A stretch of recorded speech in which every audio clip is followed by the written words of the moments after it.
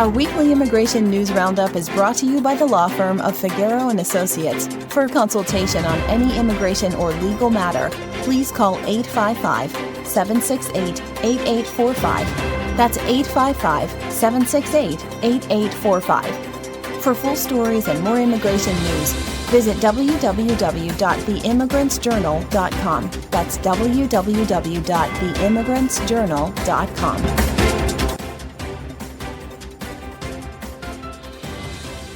Hello, my name is Mary Campbell, legal assistant at the law firm of Figueroa & Associates, and your presenter with a special immigration report. Derivative U.S. citizenship.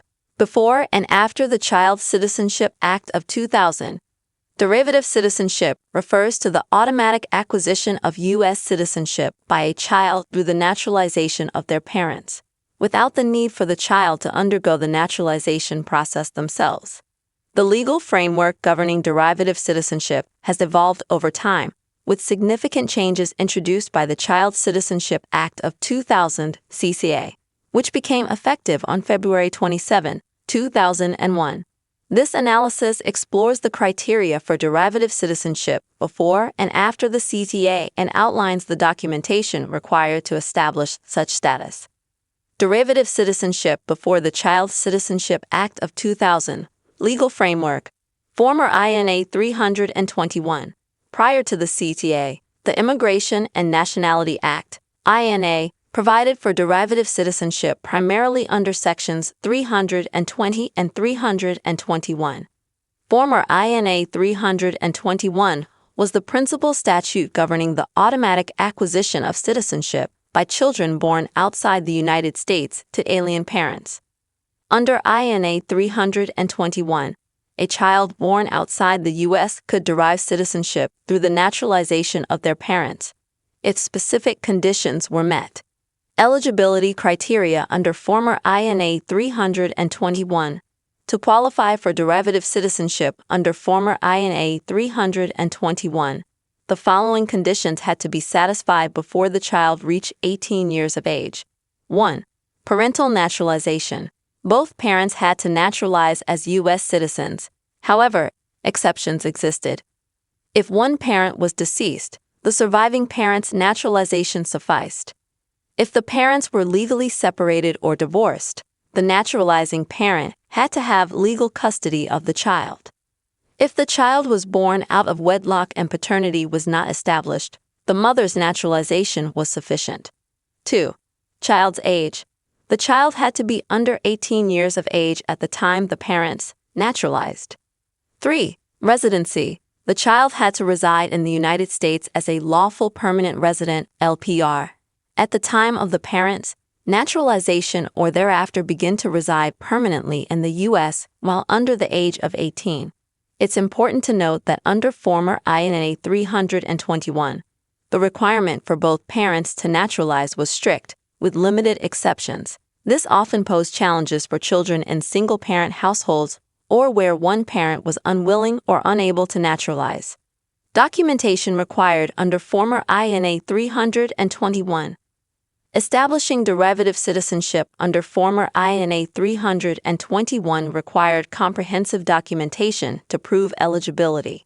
Proof of parents, naturalization certificates or U.S. passports of the parents. Child's birth certificate, to establish the parent-child relationship. Legal custody documentation. Court orders or legal documents demonstrating that the naturalizing parent had legal custody of the child in cases of divorce or legal separation. Proof of lawful permanent residency. The child's permanent resident card, green card, or other evidence of LPR status. Evidence of residence in the U.S. Documents showing the child's physical presence and residence in the United States during the relevant period. Additional documents. In cases involving children born out of wedlock, evidence that paternity was not established by legitimation, such as affidavits or lack of paternity acknowledgement. Applicants seeking recognition of derivative citizenship under former INA 321 typically filed Form N-600, Application for Certificate of Citizenship, with the U.S. Citizenship and Immigration Services, USCIS, providing the necessary supporting documents. Derivative citizenship after the Child Citizenship Act of 2000. Legal framework. Amended INA 320. The Child Citizenship Act of 2000 significantly simplified the process for children to acquire U.S. citizenship through their parents. The CCA amended INA 320, making it the sole provision for automatic acquisition of citizenship for children residing in the United States. The Act also repealed INA 321, thereby removing the previous requirement for both parents to naturalize. Eligibility criteria under amended INA 320. Under the amended INA 320, a child born outside the United States automatically acquires U.S. citizenship when all the following conditions are met on or after February 27, 2001. 1. Parents' citizenship. At least one parent is a U.S. citizen, either by birth or naturalization. 2. Child's age. The child is under 18 years of age. 3. Lawful permanent residency. The child is residing in the United States as a lawful permanent resident. 4. Legal and physical custody. The child is residing in the legal and physical custody of the U.S. citizen parent. Unlike the previous law, the amended INA 320 does not require both parents to be U.S. citizens or to have naturalized. This change has made it significantly easier for children in single-parent households or with one non-citizen parent to acquire U.S. citizenship. Documentation required under amended INA 320 to establish derivative citizenship. Under the amended INA 320, the following documentation is typically required: proof of parents' U.S. citizenship, U.S. passport, birth certificate, or naturalization certificate of the parent. Child's birth certificate, to confirm the parent-child relationship. Proof of lawful permanent residency, the child's permanent resident card, green card. Evidence of legal and physical custody, documents such as court orders, school records, or tax returns demonstrating that the child resides with the U.S. citizen parent. Proof of residence in the U.S., evidence showing the child's physical presence and residence in the United States. Applicants can file Form N-600, Application for Certificate of Citizenship, with USCIS to obtain official recognition of their derivative citizenship status. The form requires submission of the aforementioned documents to substantiate the claim. Comparative analysis. Before and after the CCA. The enactment of the Child Citizenship Act of 2000 marked a significant shift in the landscape of derivative citizenship. Key differences between the pre- and post-CCA frameworks include parental naturalization requirements. Former INA 321 required both parents to naturalize, with limited exceptions, whereas amended INA 320 requires only one parent to be a U.S. citizen. Custody considerations.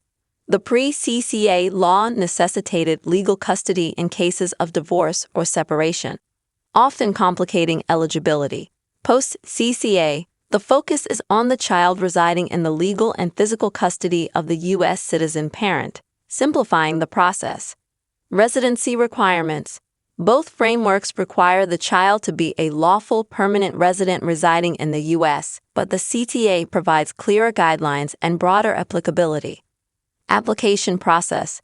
While both require filing Form N-600 for official recognition, the documentation and eligibility criteria under the CCA are more straightforward, reducing the burden on applicants.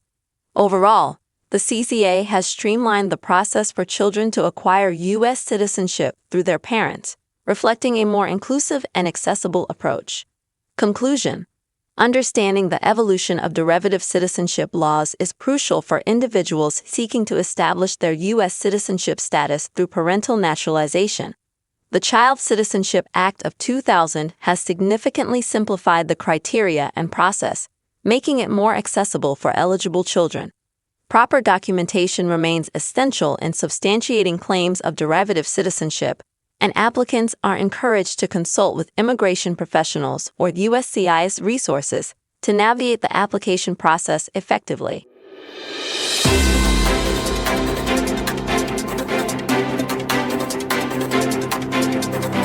Our weekly immigration news roundup is brought to you by the law firm of Figueroa and Associates. For consultation on any immigration or legal matter, please call 855-768-8845.